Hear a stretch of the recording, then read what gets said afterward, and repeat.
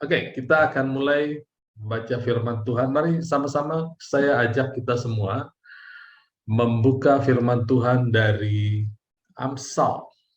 Amsal pasal 21 ayat 22. Demikian firman Tuhan. Orang bijak dapat memanjat kota pahlawan-pahlawan. Orang bijak dapat memanjat kota pahlawan-pahlawan dan merobohkan benteng yang mereka percayai. Ya, kita lihat di sini bahwa orang bijak adalah orang yang memiliki hikmat. Siapa itu? Tentu dalam perjanjian baru yang dimaksud adalah kita semua. Lalu dapat memanjat kota pahlawan. Kata pahlawan di sini adalah gibor atau geber. Itu kata yang dipakai sama dengan di Yeremia pasal 17.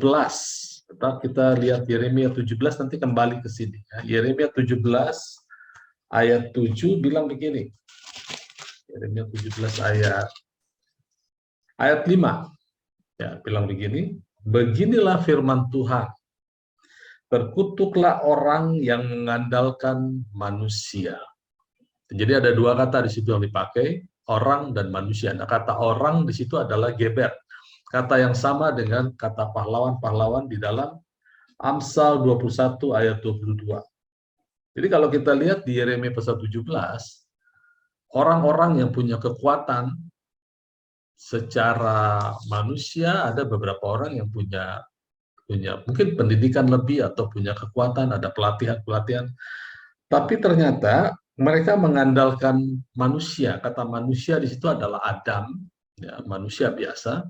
Jadi orang yang merasa kuat dirinya karena dia adalah geber, pahlawan, tapi mengandalkan sepenuhnya kekuatan Adamnya, kekuatan pikirannya, kekuatan koneksinya. Maka Tuhan katakan terkutuk, bukan dikutuk Tuhan ya. Tuhan tidak perlu mengutuk, saudara. Karena bumi ini sudah jatuh ke dalam kutuk, maka orang-orang ini, sekalipun dia punya kemampuan lebih, dia punya pendidikan lebih misalnya, kemudian dia punya talents yang lebih, ya para pahlawan lah, tapi mengandalkan manusianya sendiri, maka dia ada di dalam bayang-bayang kutuk.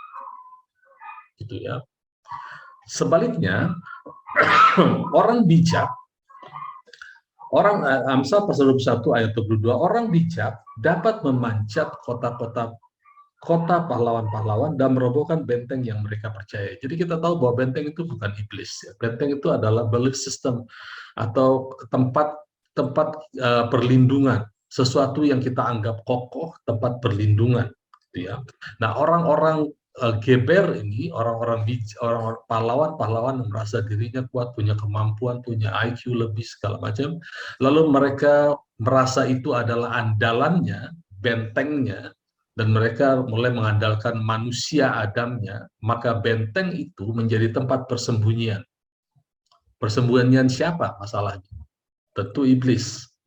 Ya, karena ada dua tempat persembunyian, yaitu benteng-benteng yang dibentuk oleh pikiran manusia dan benteng yang terdiri dari nama Allah. Nama Allah ada 17. Salah satunya adalah dia kesembuhan, dia Jehovah Jireh yang menyediakan, dia panji-panji kita, dia juga Allah yang cemburu. Itu semua benteng.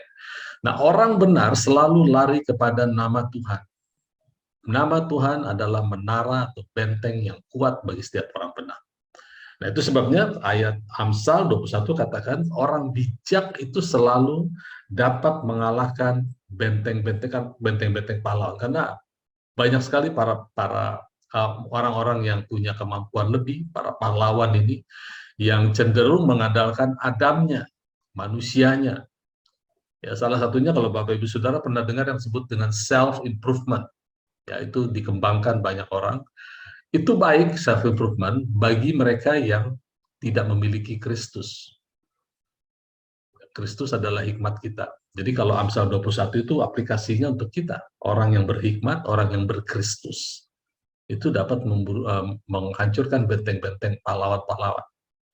Dan merobohkan benteng yang mereka percayai.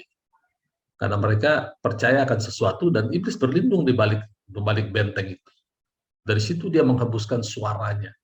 Tapi kita orang bijak, kita bisa mengerti, memisahkan bahwa nama Allah adalah tempat perlindungan kita. Ya. Nah, saudara, setiap kita itu akan mengalami perjuangan iman. Perjuangan iman, bagaimana kita harus lari kepada nama Tuhan adalah menara tempat perlindungan kita. Lari aja ke situ, lalu percaya saja, maka Tuhan akan menolong.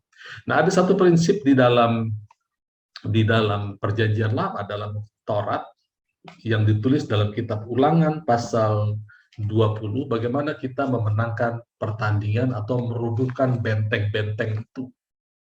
Ini akan kita pakai terus seumur hidup kita, karena orang benar itu ada di dalam peperangan rohani, selalu seperti itu. Ya, selalu. Apapun masalahnya, setiap orang akan menghadapi masalah yang berbeda-beda, tapi peperangan rohani tidak bisa dihindari.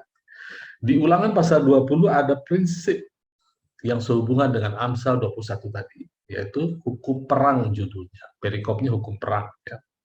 Saya akan bacakan pelan-pelan untuk kita semua. Ulangan pasal 20, apabila engkau keluar berperang melawan musuhmu, engkau melihat kuda, kereta, yakni tentara yang lebih banyak daripadamu. Janganlah engkau takut, sebab Tuhan Allahmu yang telah menuntun engkau keluar dari tanah Mesir menyertai engkau. Berarti kan orang-orang bijak, ya, para pahlawan itu punya yang namanya kereta, tentara yang lebih banyak dari kita. Ya, tidak tahu masalah kita, setiap kita itu berbeda-beda apa saja. Seringkali dengan melihat sesuatu kita kecil hati. Ya. Kita masuk, anak-anak kita masuk dalam pendidikan sekarang diajar berkompetisi.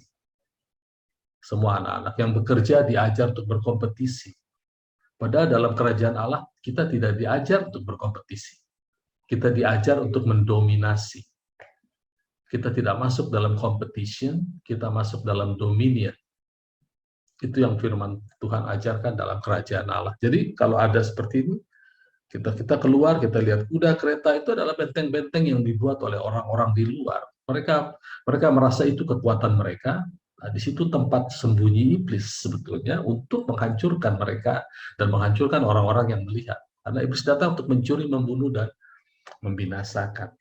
Ayat 2, apabila kamu menghadapi pertempuran, maka seorang imam harus tampil. Nah, ini dia kuncinya.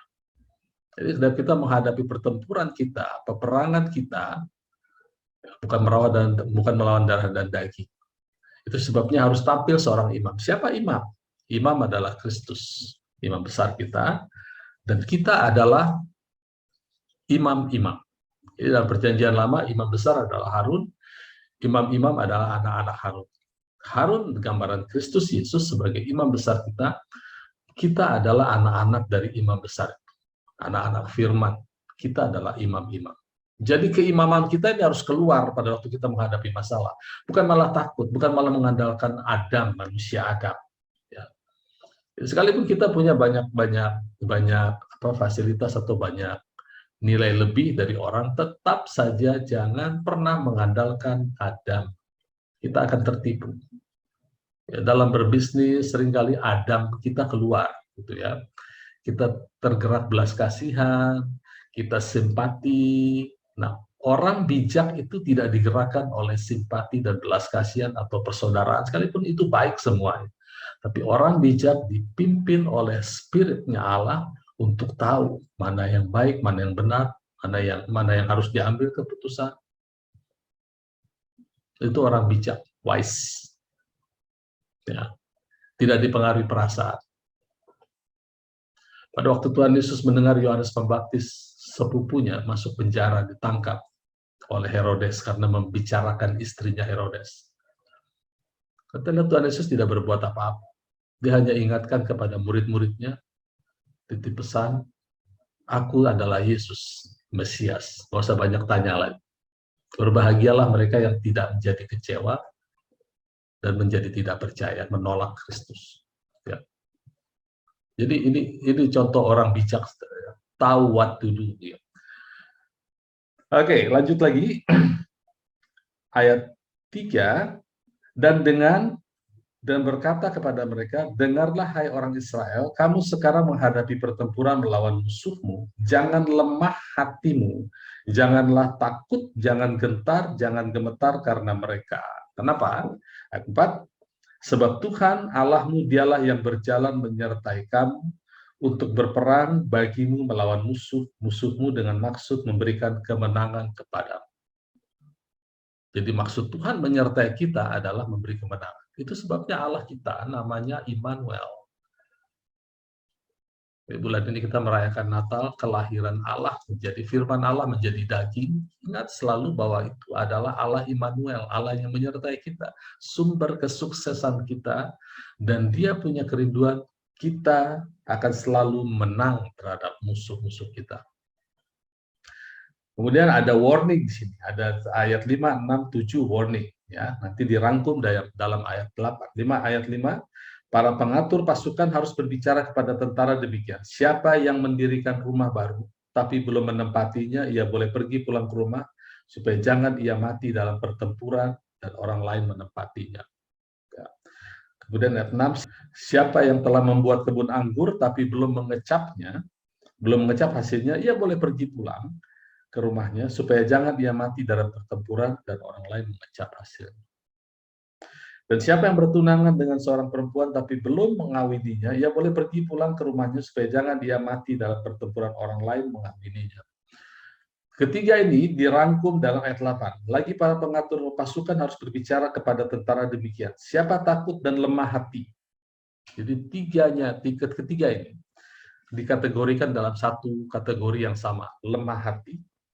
Siapa yang lemah hati? Siapa itu? Mereka yang terlalu berpikir soal hartanya, rumahnya, kemudian soal pekerjaannya, gimana Tuhan pekerjaan? Rumah tanggaku gimana? Lalu siapa yang bertunangan? Ini bicara soal mengasihi lebih daripada mengasihi Tuhan. Jadi bukan berarti kita tidak boleh mengasihi istri. Ya. Firman Tuhan jelas katakan, kasih istrimu, hormati istrimu, istri kasih suami, hormati suaminya. Ini dia kasihnya itu lebih dibandingkan kasih kepada Allah. Nah, ini semua masuk kategori lemah hati. Saudara tahu bagaimana supaya kita bisa kuat, kita bisa memiliki apa yang Tuhan janjikan, bukan hanya rumah, tapi rumah-rumah, yaitu dengan tidak lemah hati. Bagaimana kita bisa kuat dengan pekerjaan kita establish dengan pekerjaan kita, yaitu dengan tidak lemah hati. Bagaimana kita bisa memelihara keluarga, bisa eksis di dalam keluarga, memenuhi segala kebutuhannya, itu dengan tidak lemah hati. Nah, mereka yang lemah hati, ayat 8 katakan, boleh pergi pulang, supaya saudara-saudaranya jangan tawar hati. Nah, ini kita perlu perhatikan sekali, saudara. Maksud Tuhan tetap adalah bahwa supaya kita keluar sebagai pemenang. Kalau kita lemah hati, nomor satu, itu menular. Sekarang ini banyak sekali akibat kelemahan hati, banyak hal-hal yang tidak baik terjadi. Misalnya di sini ayat 5 dikatakan orang lain menempati rumah yang dia buat. Artinya dia sia-sia bekerja segala macam tapi hartanya tidak dinikmati. Lalu membuat kebun anggur, pekerjaannya membuat dia jatuh terpuruk, mungkin mengalami kejahatan-kejahatan. Apa ya contohnya ya, dalam pekerjaan misalnya tiba-tiba dia ditangkap tangkap karena korupsi, jadi cemooh. Kemudian dalam keluarga juga jadi cemooh, ya. Nah, semua itu seringkali dipakai oleh beberapa anak Tuhan menjadi contoh bahwa Tuhan itu tidak selalu memberikan yang baik. Nah, ini yang tidak boleh, karena segala yang baik itu selalu datang dari Tuhan. Makanya hukum Taurat di sini mengatakan bahwa mereka yang lemah hati pulang deh daripada memberi contoh yang tidak baik. Maksudnya pulang, pergi itu memperkuat dirinya. Itu semua adalah ajaran-ajaran di dalam hukum Taurat, itu gambaran ya. Kemudian ayat 10, apabila kau mendekati suatu kota untuk berperang melawannya, maka haruslah kau menawarkan perdamaian kepadanya. Dan seterusnya dikatakan apabila ditolak, maka berperang hancurkan. Gitu ya. Nah, yang saya mau soroti adalah apabila kau mendekati suatu kota untuk berperang melawannya. Ini sama dengan Amsal 21 tadi. Kita harus maju berperang dalam hidup ini sebagai orang bijak, bukan saja sebagai orang apa namanya, sebagai orang-orang yang punya kelebihan, pendidikan lebih, talent lebih, atau koneksi yang lebih. Tapi kita harus maju sebagai orang bijak. Karena semua janji-janji kemenangan ini diberikan oleh Tuhan kepada bangsa Israel. Nah, kalau kita lihat di kitab Ulangan ini ada banyak janji-janji firman Tuhan yang indah-indah terhadap bangsa Israel. Tapi kalau kita lihat di pasal 30, janji-janji itu tidak terjadi dengan otomatis begitu saja. Seolah-olah semua janji, berkat dan kutuk yang diucapkan itu, berkatnya yang kita rindu-rindukan itu ternyata tidak terjadi otomatis begitu saja. Ulangan pasal 30 ayat 11 saya baca. Sebab perintah ini, nah perintah ini mewakili seluruh yang kita baca di kitab Ulangan ya, termasuk janji kemenangan atas peperangan kita. Termasuk di dalamnya janji memiliki rumah-rumah, kebun-kebun anggur, memiliki keluarga yang diberkati, itu masuk dalam perintah ini. Kata perintah ini dalam sekali ya. Banyak. Semua perintah ini yang kusampaikan kepadamu pada hari ini tidaklah terlalu jauh, tidaklah terlalu sukar bagimu, tidak terlalu jauh. Tidak di langit tempatnya, sehingga engkau berkata, siapa yang akan naik ke langit untuk mengambilnya? Katanya di Alkitab saya lingkari. Karena nya itu siapa? Nya itu adalah perintah. Ya. Bagi kita, dan memperdengarkannya, sekali lagi saya lingkari di sini, kepada kita, supaya kita melakukannya. Oke.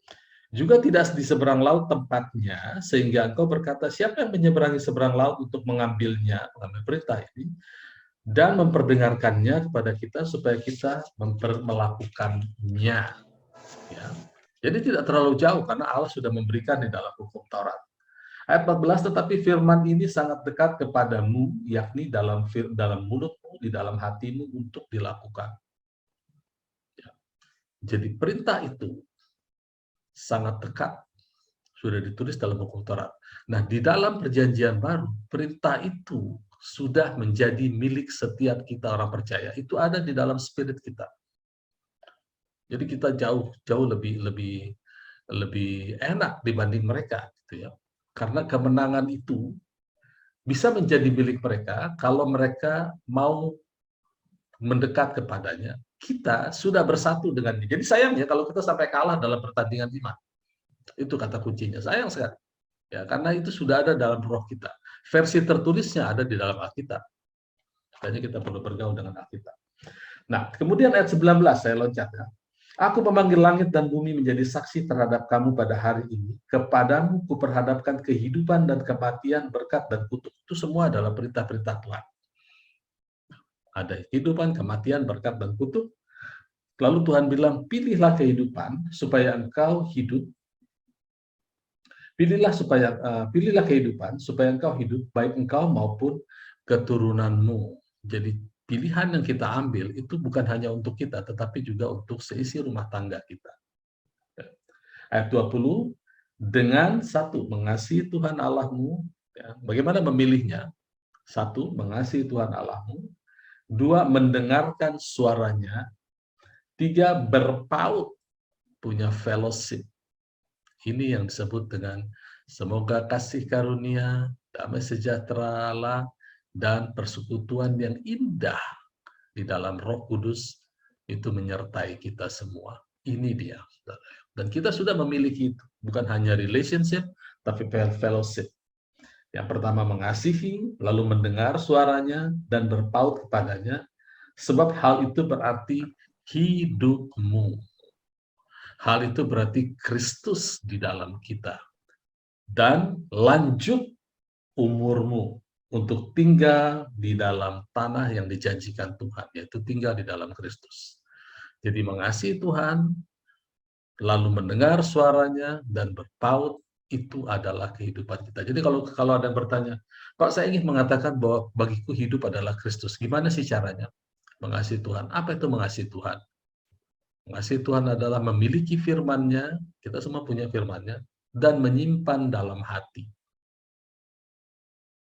Lalu mendengar suaranya. Simpan dalam hati berarti kita ucapkan, kita mendengar suaranya. Dan kita berpaut kepadanya. Kita bisa mengatakan, bagiku hidup adalah Kristus. Simple, sesimpel itu. Jadi jangan berpikir, wah kita harus masuk dalam pelayanan, kita harus doa puasa, kita harus ini, harus itu adalah hal-hal sekunder yang akan terjadi setelah kita hidup di dalam Kristus. Hidup Kristus bisa menjadi milik kita. Kalau kita memilih Dia. Kalau tidak, kita punya hidup sendiri kok. Setiap kita punya hidup sendiri. Kita punya pilihan sendiri. Ya. Sekarang saya akan ajak kita semua untuk masuk ke dalam Yakobus pasal 1. Ayat 1 bilang begini, salam dari Yakobus, hamba Allah dan Tuhan Yesus Kristus kepada ke-12 suku di perantauan. Ayat 2, saudara-saudaraku, anggaplah sebagai suatu kebahagiaan apabila kamu jatuh ke dalam berbagai-bagai pencobaan. Nah, ini peperangan rohani. Ayat 3, sebab kamu tahu bahwa ujian terhadap imanmu menghasilkan ketekunan. Jadi pencobaan itu bukan ujian terhadap kamu, itu dalam pengertian lain seperti itu. Ujian terhadap imanmu. Kenapa saya perlu pisahkan ini? Tadi saya katakan bahwa kita semua punya kehidupan masing-masing. Tapi Allah ingin kita hidup dengan kehidupan Dia.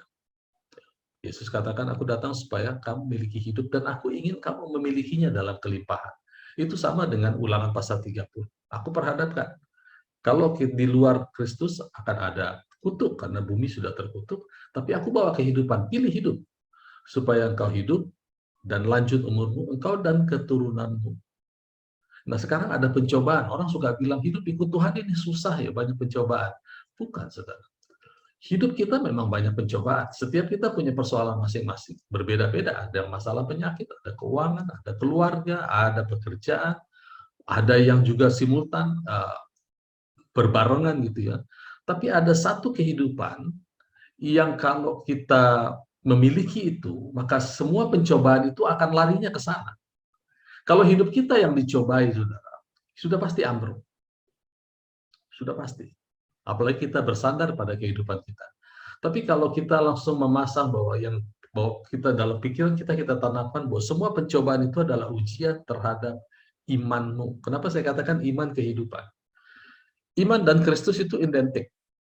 Ya, kita sudah tahu ayatnya, iman dan Kristus adalah identik. Kristus adalah kehidupan, iman adalah belief system. Pada waktu pencobaan datang, yang dicoba itu iman kita, bukan kita. Kita tidak perlu diuji oleh pencobaan, karena sudah pasti ambruk. Iman kita lah yang diuji. Kita perlu firman Tuhan untuk mengajari kita. Kalau dikatakan bahwa ujian itu datang dari Tuhan Allah, misalnya ada malapetaka, ada penyakit, ini ujian dari Tuhan. Maka Tuhan melakukan sesuatu yang bisa kita bilang kurang kerjaan. Kenapa? Karena iman atau Kristus itu identik, itu adalah Roh Kudus sendiri. Jadi kalau pencobaan datang dari Tuhan, Tuhan mencobai dirinya sendiri buat apa? Nggak ada gunanya, saudara. Jadi semua pencobaan-pencobaan memang tidak pernah berasal dari Tuhan. Keadaan yang tidak enak di dalam kita itu semua tidak pernah berasal dari Tuhan. Kalau itu berasal dari Tuhan, Alkitab mengatakan dalam konteks ini, pencobaan itu adalah ujian terhadap iman kita. Berarti dia menguji dirinya sendiri. Pertama, dia melakukan sesuatu yang tidak produktif. Kedua, kita pasti hancur. Gitu ya. Tapi kalau kita mengambil kehidupan Kristus, kita memilih seperti Ulangan pasal 30. Pilih hidup. Oke, aku pilih hidup. Bagaimana caranya?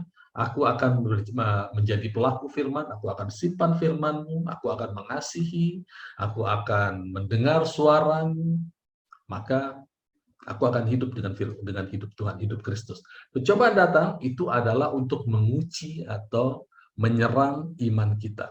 Ya. Jadi bukan menyerang hidup kita saja, iman kita. Nah, kita tahu kalau iman kita diserang harusnya kita menang.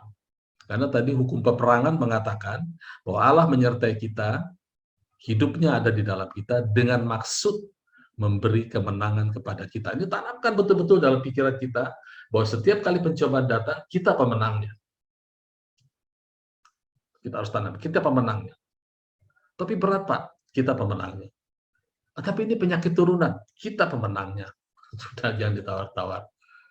Ini menyangkut masalah yang menyangkut dengan intelektual saya, Pak. Ini saya harus bertanding dalam pekerjaan, saya harus begini, begini. Banyak sekali mereka yang kita bilang punya kereta-kereta, punya tentara-tentara. Jangan takut, kita pemenangnya. Karena maksud Tuhan menyertai kita adalah menjadikan kita pemenang. Ya. Kemudian, ayat 3 tadi saya ulang. Sebab kita tahu bahwa ujian terhadap imanmu itu menghasilkan ketekunan. Nah, ini produce, mengeluarkan ketekunan. Bapak Ibu Saudara ingat semua bahwa kita adalah manusia spirit. Di dalam spirit kita ada the fruit of spirit. Fruit, bukan fruits. The fruit, hanya satu buah. Satu buah, tapi manifestasinya ada 9. Salah satunya adalah ketekunan atau long suffering, kesabaran. Itu sama semua ya. Kalau kata-katanya berbeda tapi sama semua. Jadi kalau kita sadar bahwa ada ujian, oh tenang aja, aku pemenangnya, maka jangan heran kalau Bapak Ibu Saudara tiba-tiba merasa sabar gitu ya. Aku akan hadapi ini. Itu dari Tuhan ya. Kasih waktu kepada kesabaran itu untuk menghasilkan buah-buah yang matang yang lainnya. Ya, dan biarkan ketekunan itu memperoleh buah, artinya kasih waktu buat kesabaran. Tetap konsumsi firman Tuhan, tetap mengucapkan firman Tuhan, kasih waktu ya. Jangan langsung bilang kayaknya sudah nggak begini, ini Tuhan berkehendak lain. Jangan gitu ya. Kita harus berlatih, latihan iman, karena ujung-ujungnya kemenangan kita. Supaya kamu menjadi sempurna dan tak berkekurangan sesuatu apapun. Ya. Komandan kita tetap Allah atau Kristus gembala kita. Mazmur 23 katakan, Tuhanlah gembalaku, tak akan berkekurangan aku. Jadi pada saat kita dicobai, itu satu bagian, saudara. Beri kesempatan kepada ketekunan supaya kita keluar sebagai pemenang. Lalu ada lagi bagian kedua, ayat 5 mulai. Tetapi, artinya di luar di atas, kalau kamu ada yang kekurangan hikmat, ya, siapa hikmat kita? Kristus. Apa itu Kristus? Hidup kita. Jadi emang ada orang-orang juga yang mungkin lengah sehingga tidak bergaul dengan firman, tidak mengasihi firman, mungkin karena sibuk gitu ya. Minggu lalu kita bahas bahwa ada dosa yang tidak mengakibatkan maut, tidak mendatangkan maut ya. Ada dosa yang tidak mendatangkan maut. Lalu orang bilang, dosa apa itu Pak ya? Tidak mendatangkan maut. Apakah dosa tidak berdoa kalau makan, atau dosa kalau saat dalam 1 bulan ada yang bolong tidak ke gereja? Kita sibuk menerka-nerka dosa itu, nggak perlu diterka-terka. Yang jelas dosa itu tidak mendatangkan maut, dan jawabannya adalah berdoalah supaya Tuhan memberi hidup, memberikan Kristus, memberikan hikmat, sama itu. Karena Kristus adalah hikmat kita. Ya. Nah dalam hal ini sama dengan perikop yang kita baca minggu lalu. Apabila ternyata ada orang yang memiliki dosa yang tidak mendatangkan maut, itu kurangan hikmat. Hendaklah ia meminta kepada Allah. Sama kan? Ya, sama. Jadi saudara, maksud saya begini. Ternyata tidak bergaul dengan Tuhan, tidak menyimpan firman, atau tidak punya antusiasme untuk membaca firman dan mendengar pengajaran-pengajaran, itu masuk kategori dosa. Ya. Kok kejam banget Pak? Kita baca Roma 14. Kita baca Roma pasal 14 sebentar sebelum kita lanjut.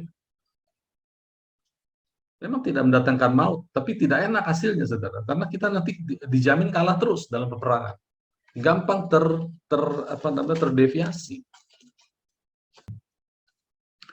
Tetapi barang siapa bimbang, kalau ia makan, ia telah dihukum karena ia tidak melakukan berdasarkan iman. Dan segala sesuatu yang tidak berdasarkan iman adalah dosa. Ini firman Tuhan. Ya, kita percaya firman Tuhan ya dan amin. Segala sesuatu yang tidak berdasarkan Kristus, saya ganti iman dengan Kristus karena iman dan Kristus adalah identik. Ya, mungkin ada yang belum pernah dengar saya mengatakan ini, bahwa Galatia mengatakan sebelum iman datang, kita ada di bawah hukum Taurat, sampai Kristus datang, sekarang iman sudah datang, iman dan Kristus bolak-balik dipakai, saling menggantikan. Jadi, segala sesuatu yang tidak memanfaatkan hidup Kristus adalah dosa. Karena saya ganti lagi, ya, karena Kristus adalah hikmat kita. Dan segala sesuatu yang tidak berdasarkan hikmat adalah dosa. Kata dosa itu adalah menyimpang, deviasi. Masuk neraka dong Pak? Enggak mendatangkan maut. Sekarang kita kumpulkan, 1 Yohanes katakan ada dosa yang tidak mendatangkan maut. Kita nggak akan masuk neraka. Tapi nggak enak, saudara, kalah karena tidak punya iman, tidak punya Kristus, tidak punya hikmat. Kalah berdebat juga, mau berdebat juga kalah. Karena tadi Amsal bilang, orang berhikmat itu meruntuhkan, mengalahkan kota-kota pahlawan. Dan dia meruntuhkan benteng-bentengnya. Tentu kita inginkan firman Tuhan yang menang dalam kehidupan kita. Maka kita perlu bergaul dengan firman, kita perlu cari pengajaran-pengajaran yang memperkuat iman kita. Ya. Karena ini ketetapan Tuhan, ini perintah Tuhan. Dan Tuhan yang menulis ini, bukan saya dan bukan LAI yang tulis itu. Bahwa segala sesuatu tanpa iman, tanpa Kristus, tanpa hikmat adalah deviasi, hamartia, penyimpangan. Nah, kita tidak mau itu. Karena ternyata dengan imanlah kita dapatkan semua janji-janji Allah. Semua, dari hal yang dari dalam, damai sejahtera, sampai keluar, materi sifatnya. Jadi, kita kan perjuangan untuk tetap berdiri dalam iman. Berdiri dalam janji-janji Allah. Jangan mau kalah. Ya, jadi rupanya bergaul dengan firman Tuhan yang tidak bisa ditawar-tawar. Kembali Yakobus pasal 1 tadi mengatakan, apabila kamu ada yang kurang Kristus, kurang iman, kurang hikmat, hendaklah ia memintakannya kepada Allah, yang memberikan kepada semua orang dengan murah hati, dengan tidak membangkit-bangkitkan, maka hal itu akan diberikan kepadanya. Jadi tidak ada, sebetulnya saudara, masalah kita itu bukan masalah relationship, masalah keuangan, masalah sakit penyakit, cuma masalah kurang hidup saja, kurang Kristus, kurang hikmat, kurang iman, sama identik. Jadi anggaplah semua masalah-masalah itu yang kita hadapi cuma satu saja masalahnya, yaitu kurang hikmat. Itu saja. Dari hikmat inilah lahir nanti penyelesaian masalah. Masalah kita macam-macam. Ya. Masalah kita ada yang dibilang dengan manifold of trouble. Di 1 Petrus kalau tidak salah. Manifold of temptation. Jadi masalahnya macam-macam. Jawabannya satu. Hikmat. Hidup. Ya, jadi kalau saya ada masalah dalam keuangan, cuma kurang hikmat saja. Minta nanti Tuhan kasih. Masalah saya dalam sakit penyakit, cuma kurang hikmat saja.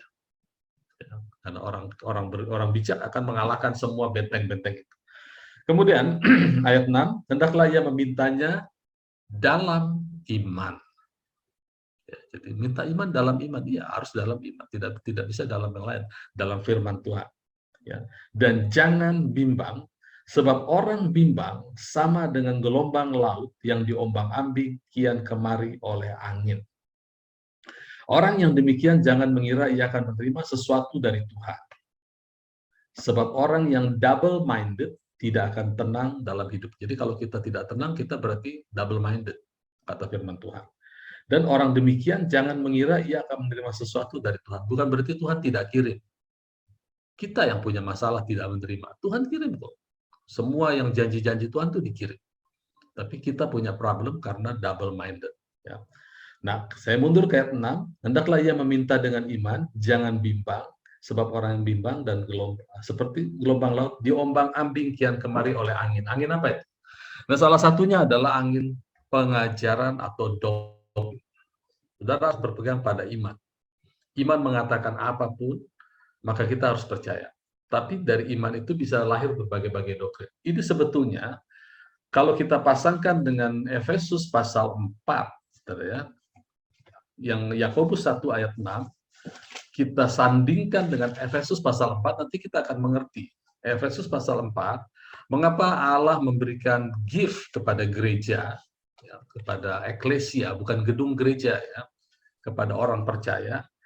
Ada 5 jawatan, ada nabi, rasul, pemberita Injil, dan sebagainya. Itu untuk memperlengkapi orang kudus bagi pekerjaan pelayanan. Sampai semua orang kudus itu, ayat 13, mencapai kesatuan iman.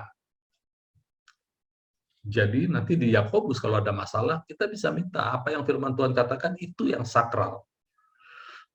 Lalu ayat 14, sehingga kita bukan lagi anak-anak yang diombang-ambing oleh rupa-rupa angin doktrin. Rupa-rupa angin pengajaran. Jadi pengajaran doktrin yang terlalu dibesar-besarkan dari iman, itu bisa menjadi salah satu sumber kebimbangan membuat kita double-minded. Saya kasih contoh satu ya, ini yang bisa membuat kita double minded sehingga kita tidak menerima. Pada waktu kita bicara kasih karunia, Tuhan kata bahwa ada doktrin yang lahir dari iman. Iman itu mengatakan bahwa dosa kita diampuni, pelanggaran kita tidak diperhitungkan. Jadi kita datanglah dengan berani, apapun keadaan kita datanglah dengan berani. Itu iman. Ya, maksudnya itu yang tertulis di dalam Alkitab. Tapi lalu ada beberapa orang yang mengembangkan iman ini menjadi satu doktrin yang kelihatannya benar, tapi kalau kita pegang itu sebetulnya tidak ada di Alkitab. Dia katakan begini, ya, Allah menerima kita apa adanya, dijadikan bahan khotbah. Nah, saya katakan kita harus berhati-hati. Karena kalau kita membuat kalimat Allah menerima kita apa adanya, berdasarkan apa yang tertulis, tapi tidak pernah ditulis Allah menerima kita.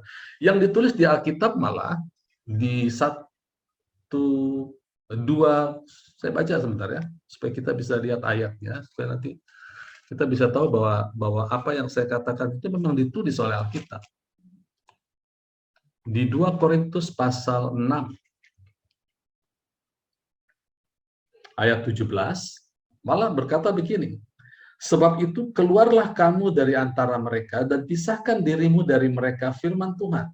Jangan menjamah apa yang najis, maka aku akan menerima kamu. Jadi ada syarat yang Tuhan kasih supaya dia menerima kita. Ya. Tapi apakah kita orang berdosa, orang jahat, boleh datang Pak? Boleh datang. Karena Tuhan katakan, datanglah dengan berani. Oh kalau gitu Allah menerima kita apa adanya? Iya dan tidak, saudara.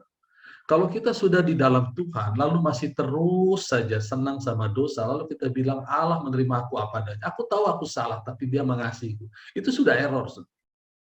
Karena memang tidak pernah tertulis di dalam Alkitab Allah menerima kita apa adanya. Ada kebenaran yang membalans kebenaran. Yang bisa membalans kebenaran adalah kebenaran. Kita tidak bisa. Bahwa Allah ingin kita meninggalkan itu. Jadilah manusia-manusia Allah. Berat Pak? Iya memang berat karena perjuangan. Perjuangan. Dan itu menjadi tidak berat kalau kita lakukan di dalam Kristus. Jadi saudara, yang saya maksud adalah doktrin yang lahir dari sekalipun dari firman Tuhan yang dibolak-balik, hati-hati. Kalau itu sudah mulai bertentangan dengan apa yang tertulis dalam firman Tuhan, maka itu bisa berpotensi membuat kita bimbang. Seperti misalnya Tuhan katakan hendaklah kebaikanmu diketahui semua orang. Saling tolong-menolong, kita harus berbuat baik, kita sembuhkan orang sakit, kita bantu yang lemah, terutama saudara seiman. Lalu kita keluarkan misalnya seperti tema Natal beberapa tahun yang lalu. Jadilah bersahabatlah dengan dunia. Ya, masih ingat ya, ada tema Natal yang keluar bersahabat dengan dunia. Itu kata-katanya sepertinya bagus, saudara. Kita menjadi sahabat bagi dunia. Itu kita menjadi penolong.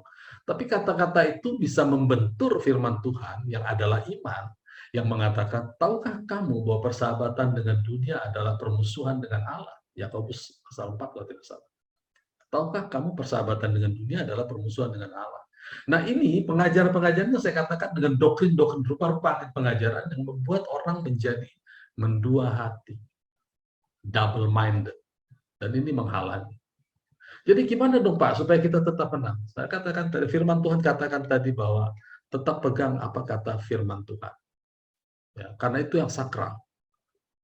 Doktrin tidak sakral. Kita tidak berkumpul di dalam doktrin, kita berkumpul di dalam perkataan Allah. Kalau Tuhan katakan kita pasti sembuh, pasti sembuh.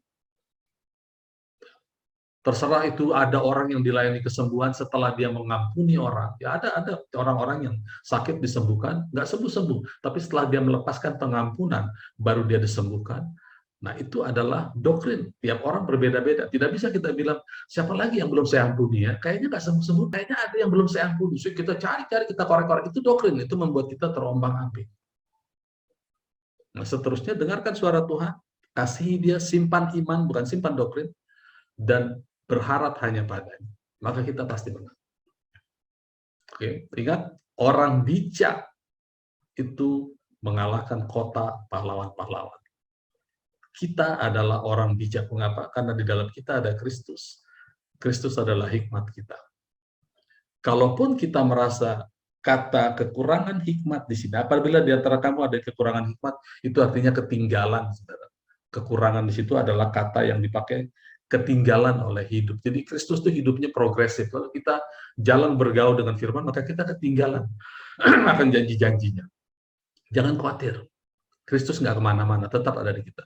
Berdoa, kembali, baca firman, cari pengajaran-pengajaran yang menguatkan iman kita, maka itu akan kembali dilimpahkan kita. Jangan mendua hati, Tuhan tetap kirim semua kebaikan, kesembuhannya, kelimpahannya, berkatnya, Tuhan tetap kirim. Nanti masuk tahun 2022 ini, yang kata orang banyak ketidakpastian, ya, kita nggak tahu apakah pandemi berakhir, diperkirakan pandemi akan berakhir tahun 2022 akhir. Nggak peduli, saudara. Kita punya hikmat. Kita orang berhikmat. Kita adalah Kristus. Kita bisa mengalahkan semua benteng-benteng yang dipakai oleh orang-orang luar Kristus untuk mengatakan bahwa pandemi belum dikalahkan, ekonomi tidak menentu, nanti mau masuk lagi pemilihan presiden tahun 2024, keadaan semakin tidak menentu. Tidak peduli, saudara. Kita lebih daripada pemenang. Ya, prinsipnya jangan sampai mendua hati, jangan pegang doktrin sembarangan. Kalau ada doktrin, cari akarnya di mana. Itu pasti iman akarnya. Nah, berpegang pada iman. Kalau ada orang sakit menjadi sembuh, pasti akarnya adalah bahwa Yesus adalah penyembuh kita. Kalau ada orang yang miskin menjadi kaya, pasti akarnya adalah bahwa Allah ingin kita diberkati. Kalau ada orang punya masalah, keluar dari masalah, pasti akarnya imannya adalah bahwa semua masalah itu ada di bawah perkataan kebenaran yang kita ucapkan. Caranya lain-lain, ya. Metodenya lain-lain. Metode tidak pernah sakral, tapi iman selalu sakral. Itu yang kita pegang. Amin, saudara. Ya, Tuhan Yesus memberkati kita. Kita akan perjamuan kudus saat ini.